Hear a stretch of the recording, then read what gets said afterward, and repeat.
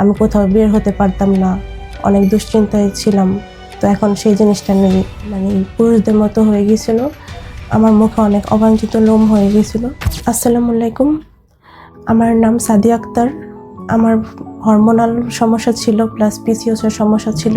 আমার মুখে অনেক অবাঞ্ছিত লোম হয়ে গেছিলো, সেই কারণে অনেক সমস্যায় ভুগতেছিলাম, কোথাও যেতে পারতেছিলাম না।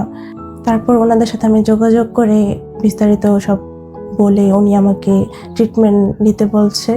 মানে আমার পুরো অবাঞ্ছিত লোম মানে পুরুষদের মতো হয়ে গিয়েছিল।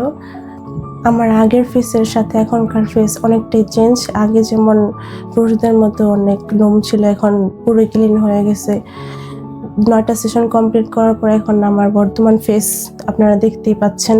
আমি যেই ডক্টর দেখাই ওনার নাম মৌসুমী সাহা ম্যাম।